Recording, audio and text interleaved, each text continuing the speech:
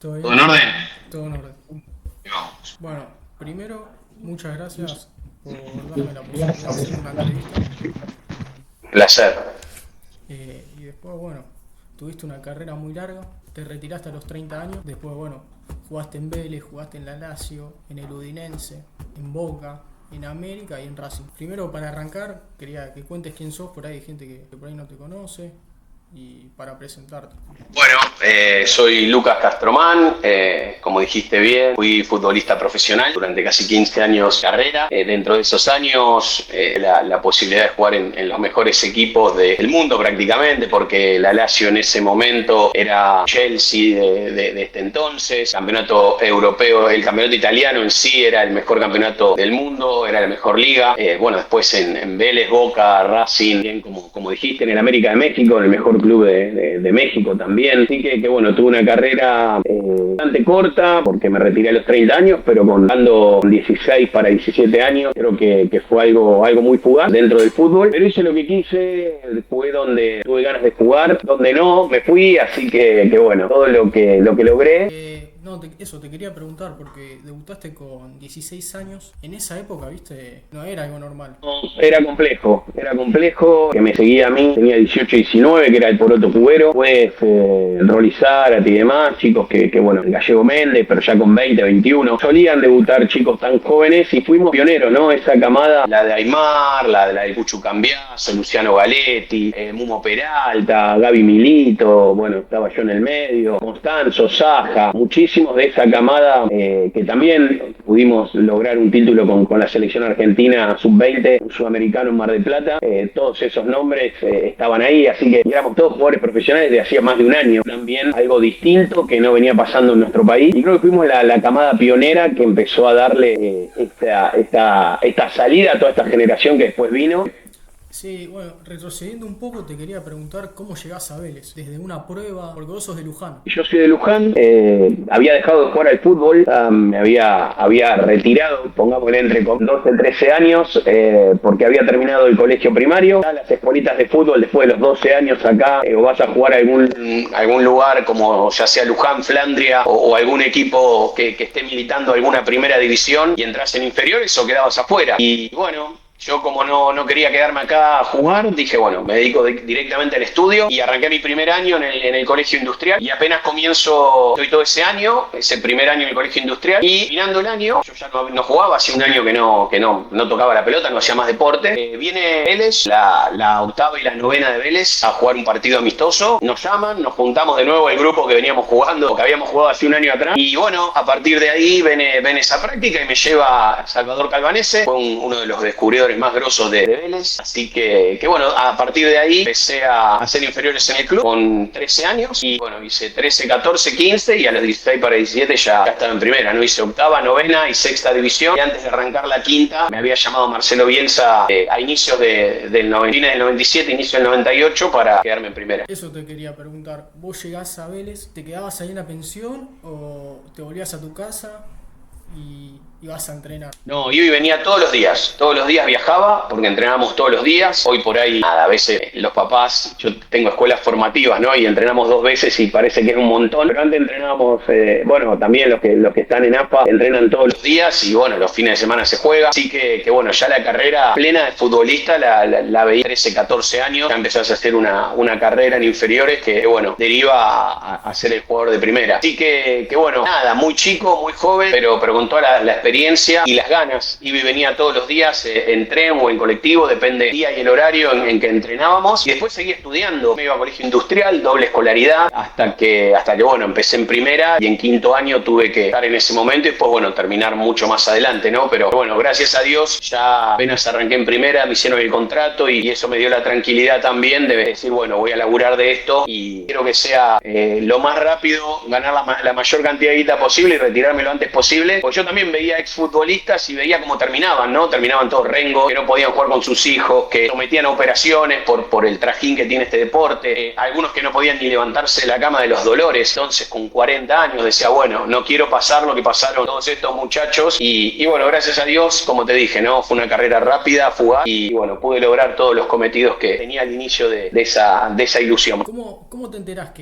vas a debutar en primera? Mira, estábamos en la Candela, en cancha de Boca, en realidad en el predio de Boca, donde está la cancha de Boca, la auxiliar, al lado de la Bombonera. Estábamos jugando contra Boca y viene Salvador Calvanese, que era nuestro técnico, y me dice en el entretiempo, me dice, seguí así porque te están mirando de primera y me parece que este va a ser tu último partido con nosotros. Faltaban un par de fechas para terminar el año en sexta división y bueno, Marcelo Bielsa en esa semana, después de ese fin de semana, la semana siguiente hace un partido en el cual pone a jugar a la reserva o los jugadores que no venían jugando con un selectivo de tercera, de cuarta, quinta y de sexta yo solo. Así que bueno, nada, después de ese partido Marcelo Bielsa me llama, me dice que bueno, que había hecho un gran trabajo, que siga trabajando de esa manera. Se termina el año, faltaban creo que 1 o 2 fechas, terminamos el año y bueno, ahí me entero, después me mandan de Vélez un telegrama y un aviso diciéndome que me esperaban para hacer la pretemporada en el Hindú Club. Bueno, de esa manera fue un poco como me enteré de ese primer año en primera. Lo que habrá sido cuando le contaste a tus viejos. No, tremendo porque la emoción y la alegría rápido también, porque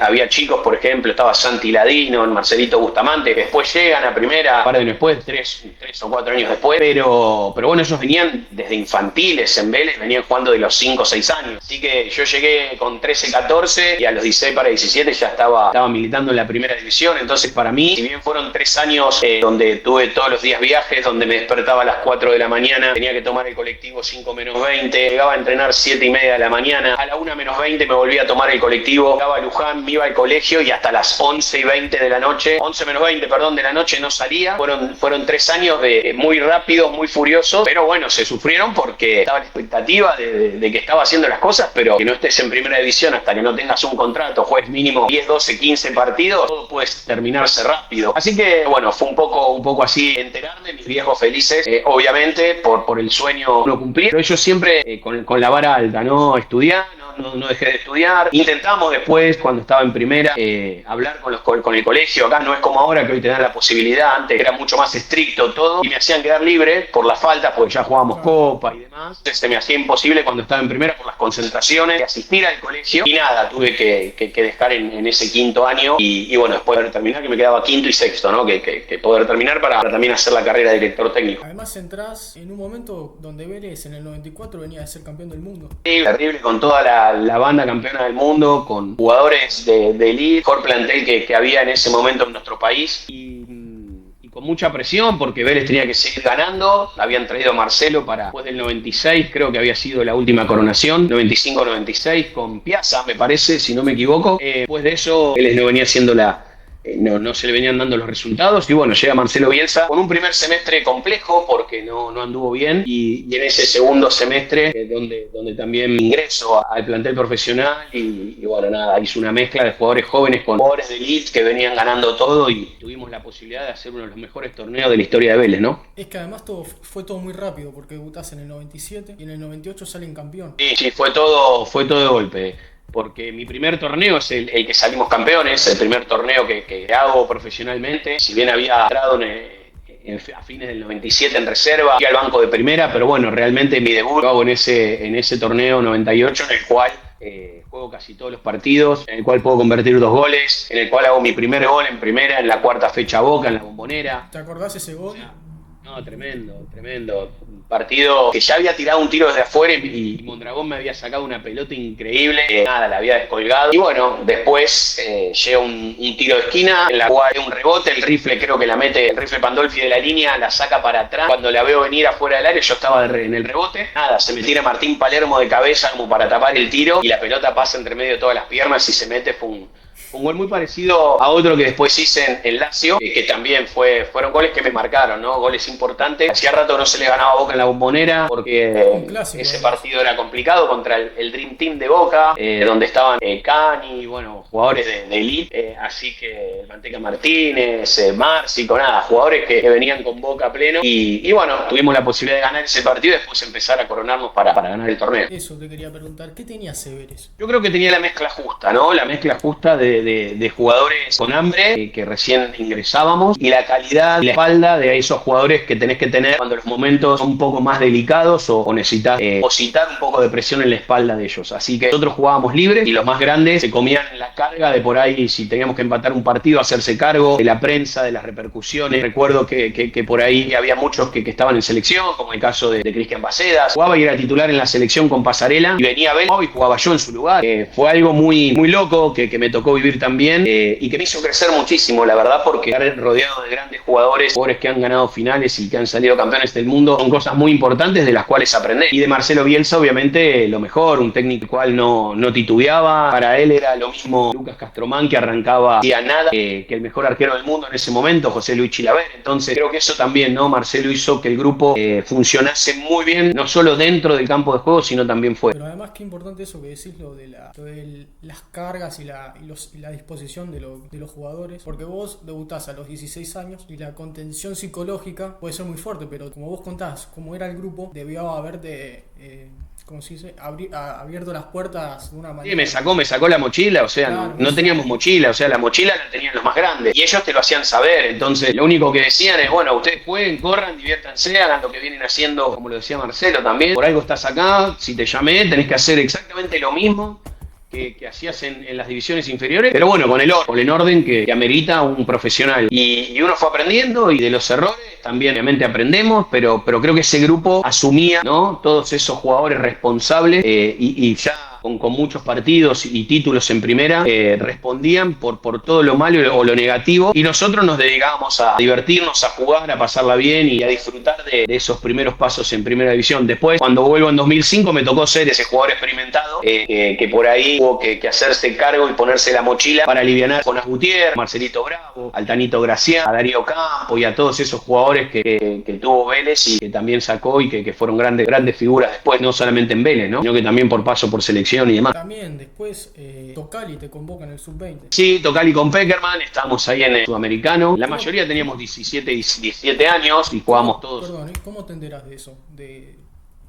Eso, bueno, terminando el 98, después del torneo 98, llega una convocatoria para realizar el Sudamericano en Mar del Plata. Nada, cuando veo mi nombre junto a nombres chicos, que en ese momento eran chicos, que todavía no eran conocidos, el Cucho Cambiaso, bueno, Leche La Paglia, Aldo Duscher, Juesito Galetti, Gaby Milito, jugadores. Bueno, arquero estaba Seba Saja, estaba también Franquito Costanzo, jugadores que bueno, en ese momento éramos jóvenes, que estábamos resurgiendo en una primera división, cada uno en sus clubes, pero cuando se armó ese equipo era letal, ganamos todos los partidos, no nos pudieron ganar, era increíble entrenar con ellos, jugar con ellos. La verdad que fue un grupo no solamente humano excepcional, que aún seguimos recordando y seguimos hablando con todos, sino que también lo demostró dentro de la cancha, ganando un Sudamericano de punta a punta, sin despeinarnos prácticamente, con actuaciones individuales y grupales terribles. Así que bueno, nada, otro lindo paso y rápido, ¿no? Después de un año en primera, 17-18 años, obtener mi primer título con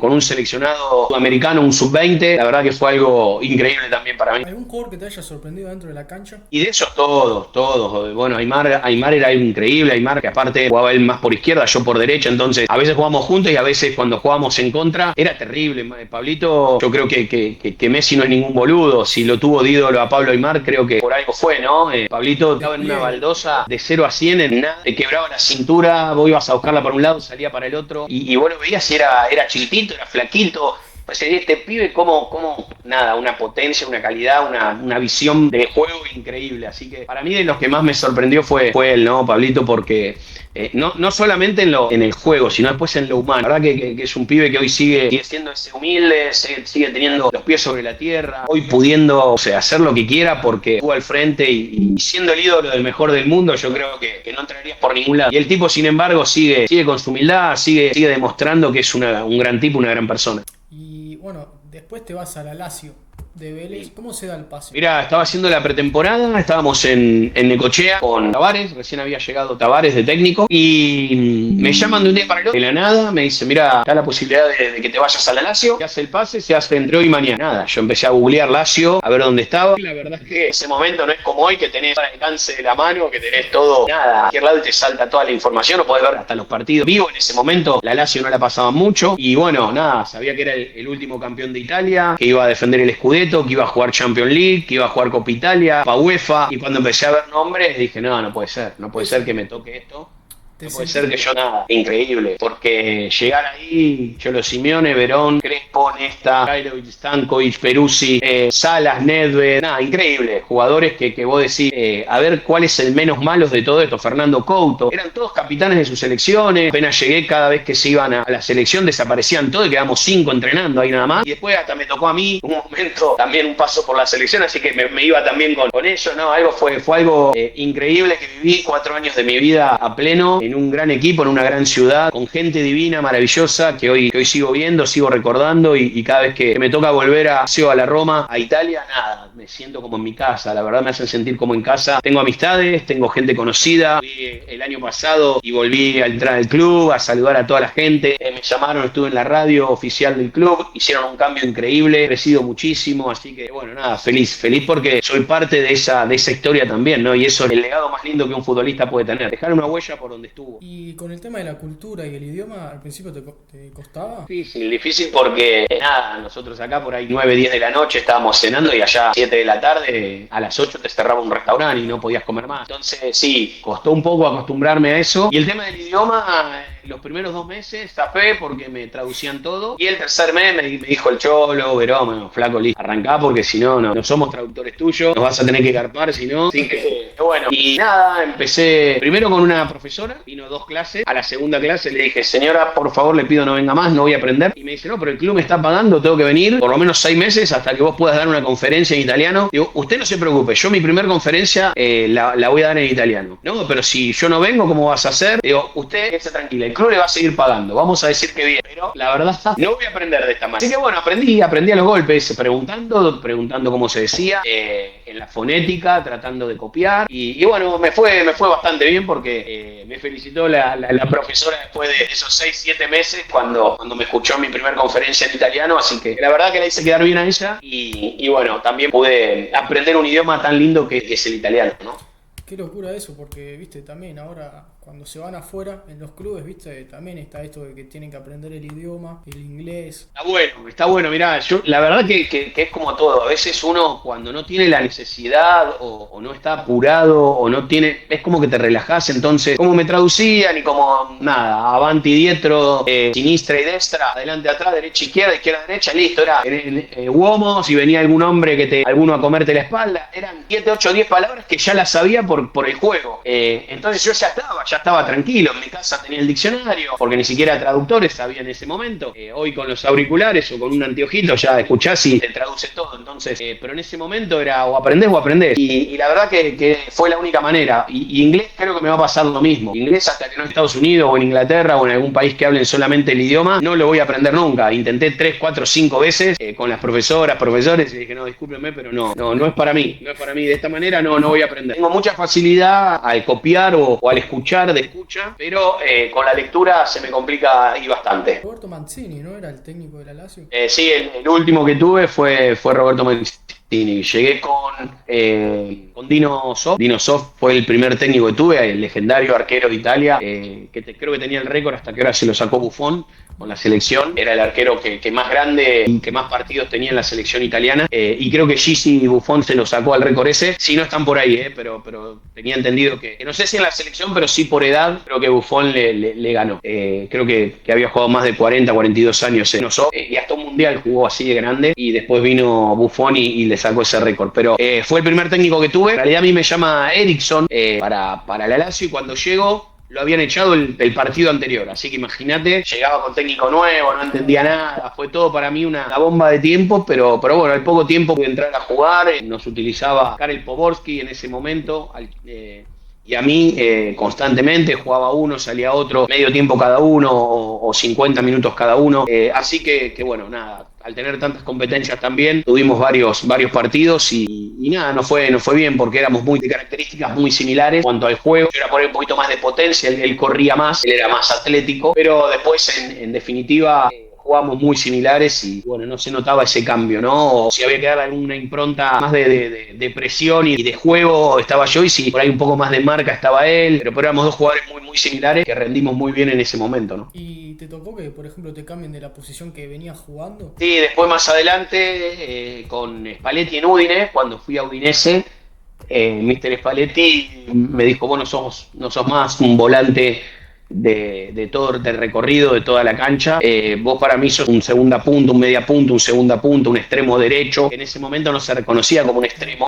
Eran wingers, o jugabas por derecho o por izquierda, pero no había un segundo delantero que tirase centro. Era más el volante que hacía todo el recorrido de la línea, ¿no? Entonces, nada, empezamos a descubrir esa posición y cuando vio que yo de ahí podía arrancar no solo por fuera, sino también para adentro, no solo por derecha, sino por izquierda, y me quedaba la pierna derecha para poder pegarle al arco, que tenía buena pegada y demás, nada, fue quien me descubrió como la posición que cuando volví a Vélez en el 2005 hizo ser el goleador de ese equipo de Vélez, ¿no? Sí, también jugaste en el América. ¿Cómo pasás del Lazio a América? Mira, primero estuve en Vélez, que fue el campeonato 2005, que ganamos acá. Volví a Vélez, estuve 2 años. Y bueno, Vélez, Raúl Gámez en ese momento quería como formar, digamos, pronta un poco las divisiones inferiores. Yo había sido un futbolista que me fui y volví, quedó el pase gratis a Vélez. Vélez cuando yo volví no puso ni un peso. Hoy matan a muchos chicos porque se van, pero nunca agradecen a aquellos que vuelven a darle gratis el pase a los clubes. Y eso no lo hablo por Vélez, lo hablo por todos los clubes, ¿no? Hoy,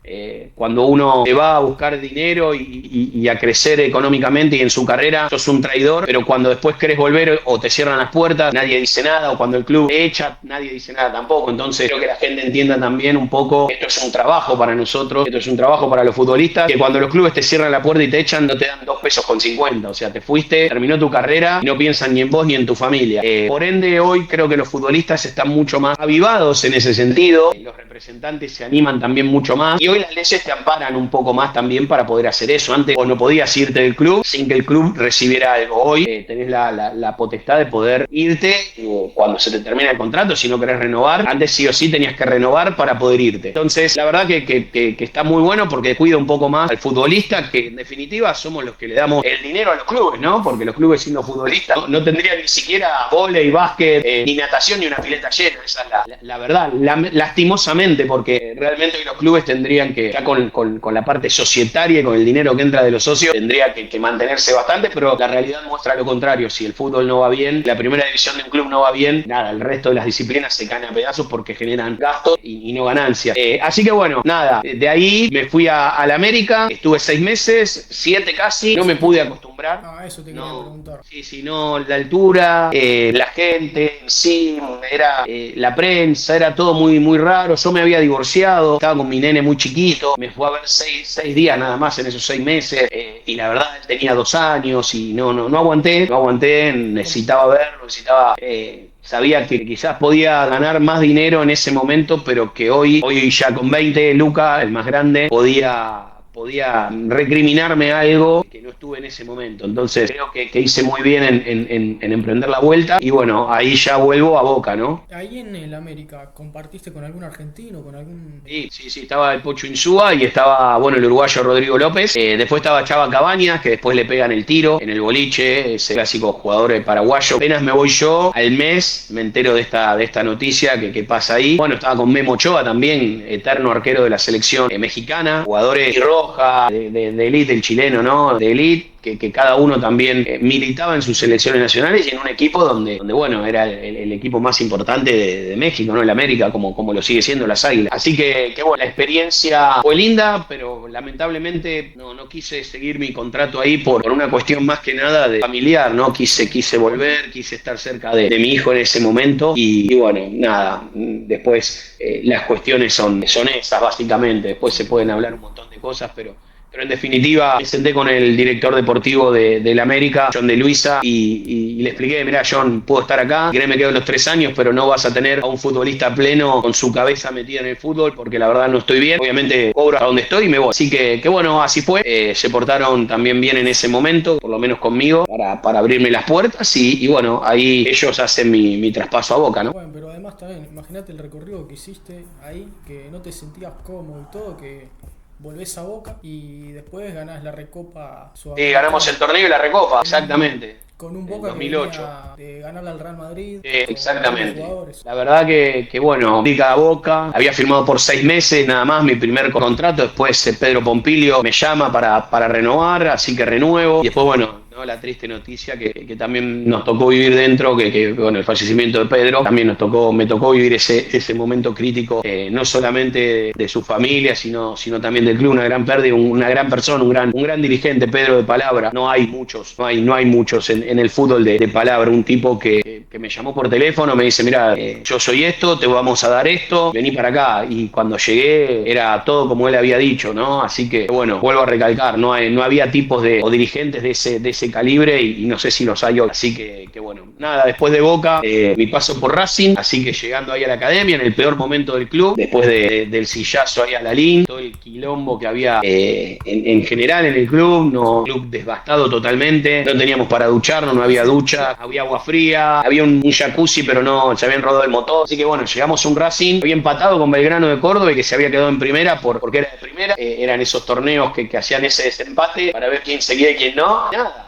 Nos tocaba arrancar del fondo de la tabla con 2 torneos para estar arriba del séptima posición, porque si no el descenso era inminente. Y bueno, arrancamos y empezamos de a poquito a hacer un gran trabajo y me tocó ser como un reconstructor del club desde adentro, ¿no? Ya con experiencia, ya con mi paso por Europa, Molini y Podestá eran los directivos de ese momento, el presidente y vice, que la verdad se apoyaron mucho. Después traen el Ratón Ayala el segundo semestre, también hacemos un gran trabajo con el Ratón. Estábamos más para acompañar a la dirigencia y ayudar y contener a los más chicos, como te dije, ¿no? Ponerme esa mochila de laburo, como allá en Vélez se habían puesto los más grandes, y llevar al club a sanearlo, a tratar de volver a que sea el Racing que hoy es. Gracias a Dios, después de 2 o 3 años de que nos fuimos, Racing vuelve a ser campeón y vuelven a tener, bueno, zafamos, primeros 6, 8 meses zafamos del descenso, gracias a Dios ya estábamos fuera de todo, y eso nada, me hizo sentir muy orgulloso porque me tocó vivir cosas muy lindas durante toda mi carrera y en el final de mi carrera prácticamente. Esos 2 años en Racing, donde se sufría mucho, donde te metía la gente dentro del vestuario con armas, a amenazarte, los hinchas, que teníamos que ganar sí o sí, donde baleaban los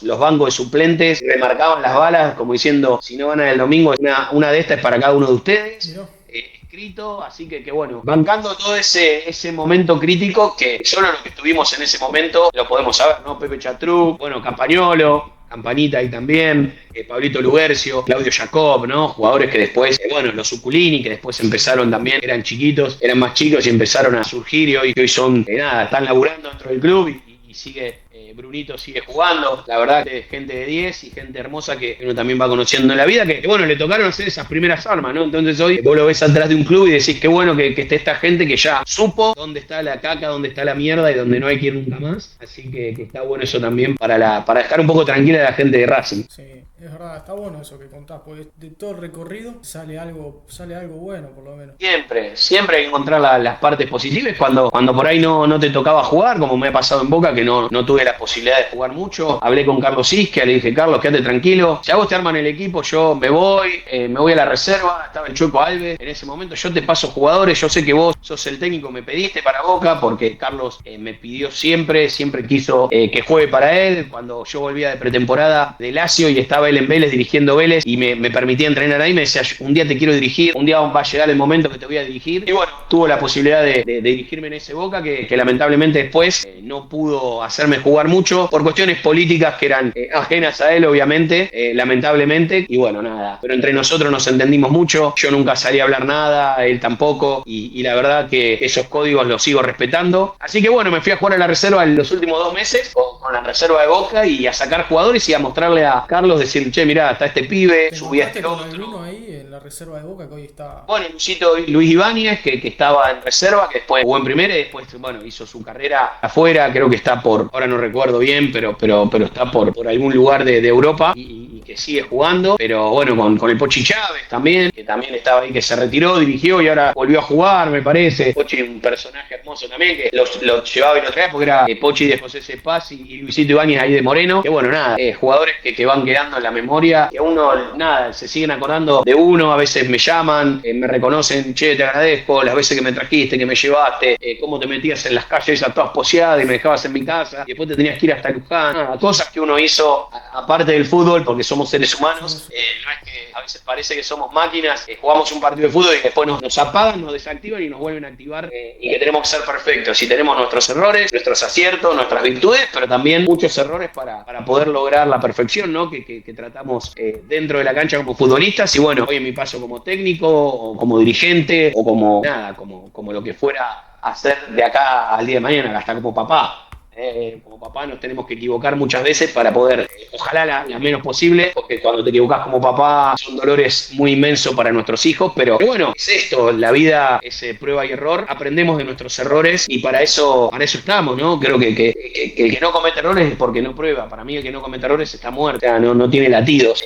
Yo prefiero que mis hijos se equivoquen 1000 veces y ayudarlos a corregir y ayudarlos a crecer, que nada, sean entes que no puedan ni siquiera animarse a equivocarse, ¿no? Que creo que ahí está la cuestión. Así que bueno, aprovecho esto y te felicito también porque te veo que sos muy joven y bueno, con existencia, con las ganas que le estás metiendo a todo esto también, está bueno para reconocerlo, ¿no? Porque muchas veces hoy se habla, ¿no?, de los jóvenes que no sirven para nada, que esto, que lo otro, y la verdad que hay que entender que todo va cambiando, el mundo va cambiando, hay un montón de cosas nuevas por explorar y los miedos de los más grandes a veces hacen que digan las cosas que dicen, pero bueno, es más que nada miedo a no enfrentar, a no entender, a no poder saber, a no poder conectarse con la tecnología o con todo lo que está hoy. Así que bueno, y con el futuro, que prácticamente es donde vamos, ¿no? Obvio.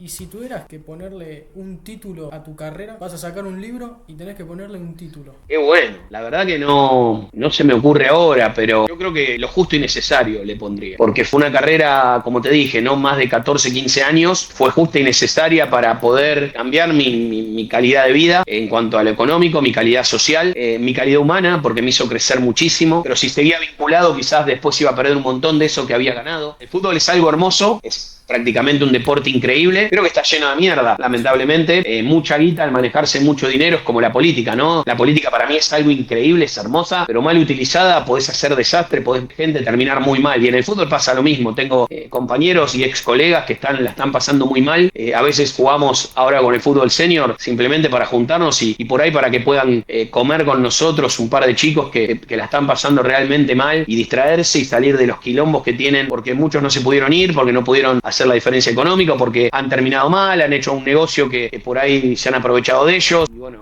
o representantes o clubes le han sacado dinero. Esto es el fútbol, también es parte del fútbol, no es solo lo lindo de estar dentro de una cancha y jugar. El fútbol tiene mucho de esto, tiene mucho de mala leche, de envidia, de gente compleja y de mierda que está dentro del ambiente del fútbol, que lamentablemente hace que a veces los que pensamos bien o que tenemos buenas intenciones o que queremos simplemente mejorar, estemos fuera por esas mismas cuestiones, ¿no? Para no chocar, para no sentirnos mal, para no involucrarnos en algo que realmente nos duele o nos hace mal. Muchos futbolistas que le ha pasado, bueno, vos conocés bien el caso del Rifle, sí.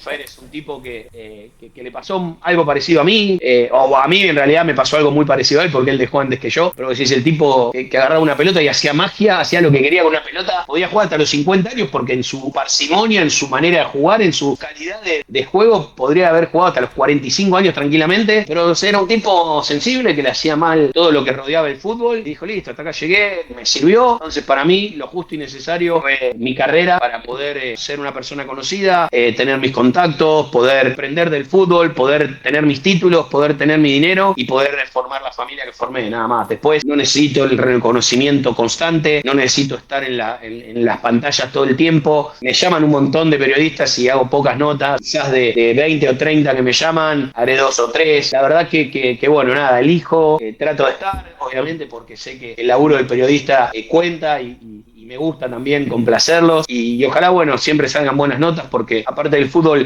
como te digo, somos seres humanos que respiramos, que vivimos, que sufrimos, que lloramos, que reímos y que disfrutamos y que perdimos más veces de las que ganamos, así que digo lo mismo, el más ganador es Lionel Messi y si te pones a ver fue el más perdedor también porque perdió más de lo que ganó y es el más ganador, entonces imagínate lo que le queda al resto, ¿no? Que ganamos 5, 6 o 7 copas nada más o 5, 6, 7 torneos, así que bueno, que algunos que no ganaron nada, eso también, ¿no? Imagínate, pasaron por una carrera capaz que de 20 años y no tuvieron la posibilidad de levantar un título, meritorio mucho más para ellos, ¿no? Que se fueron hasta el último segundo buscando ese título. Por eso te digo que siempre hay que estar, hay que hacer, hay que intentar para poder lograr lo que uno quiere.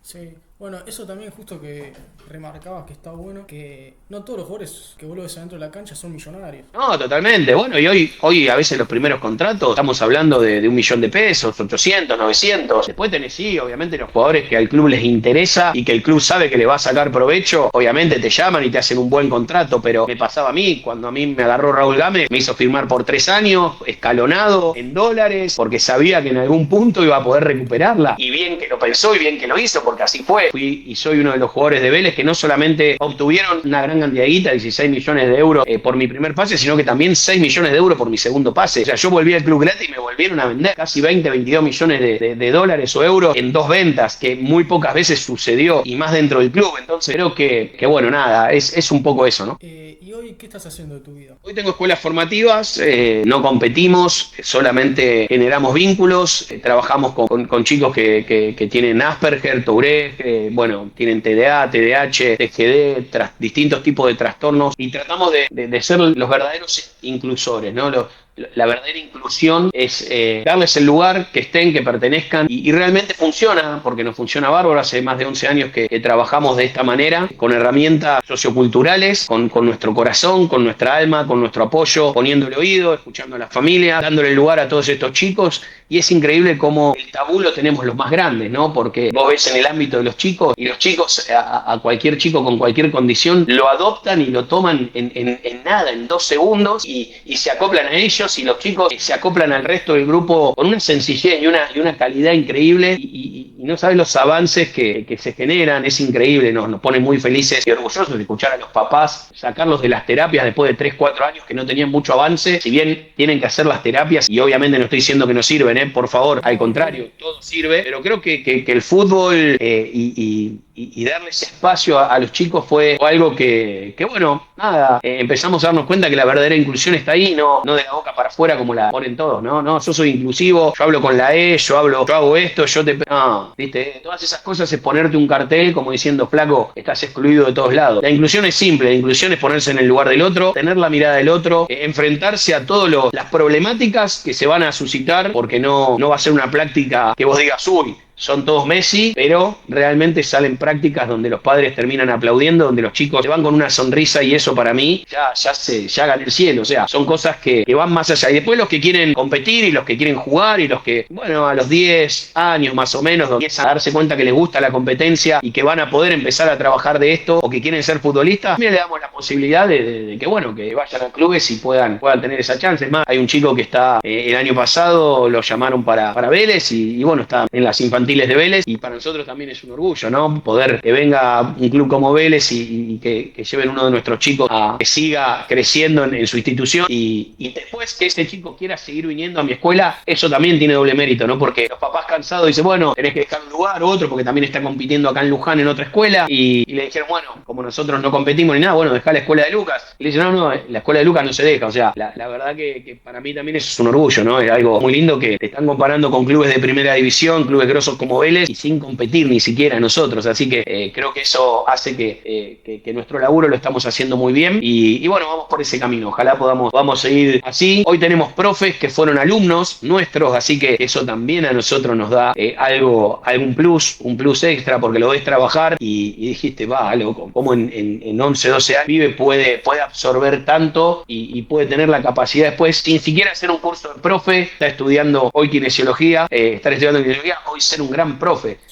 Pasa que, bueno, cuando tuviste grandes maestros, no lo hablo por mí, sino por todos los profes que tuvimos durante todos estos 12 años dentro de la escuela, y un gran director, creo que, bueno, las cosas a futuro se dan, y el tiempo nos está dando la razón. Así que vamos a seguir con esto ojalá por mucho más tiempo. Está bueno todo esto que dijiste, también por ahí hay alguien que está escuchando y se siente identificado. Sí, ojalá se pueda dar, porque no solo la competencia hace a que un chico juegue en primera división. Es más, hay padres que vienen y me dicen, che, vos qué sabés, mirá, este anda bien, este podría llegar. Digo, sí, podría, sí, anda bien. Ahora, no tengo idea de todo lo que están acá, no sé cuál va a llegar y cuál no. Capaz que llegan 10, capaz que no llega ninguno, o capaz que llega uno, pero es imposible. Si no, el que tiene esa visión sería multimillonario, ¿no? Porque no sería dentro del fútbol una eminencia, y no existen. Así que se equivocaron con Messi, lo han dejado libre de varios clubes, así que imagínate el resto, ¿no? Que nos queda. Bueno, muchas gracias, te agradezco, y nada, espero que te hayas sentido cómodo. Sí, espectacular, espectacular. Bueno, ahí después que me sigan en Instagram, yo soy más viejo, mi Instagram, bueno, no tengo muchos seguidores, hay 8.000 y piquito, pero bueno, @CastromanLucasM, @CastromanLucasM ahí, me pueden seguir, voy subiendo historias, contesto mucho, soy de contestar los mensajes también. Bueno, la gente agradece mucho eso, ¿no? Porque me ha tocado que le mandan a muchos futbolistas y a veces no contestan, no responden, o se lo manejan otras personas. Bueno, acá lo manejo yo y trato de contestar siempre cuando tengo un tiempito y siempre cuando es con respeto trato de contestar a todos los que puedo. Así que bueno, muchas gracias por la entrevista y ojalá puedas seguir avanzando y creciendo en esto que estás laburando hoy. Un Dale, en serio, muchas gracias. placer. Nos Cuídate vemos. mucho. Abrazo, loco. Abrazo. Gracias. Chao.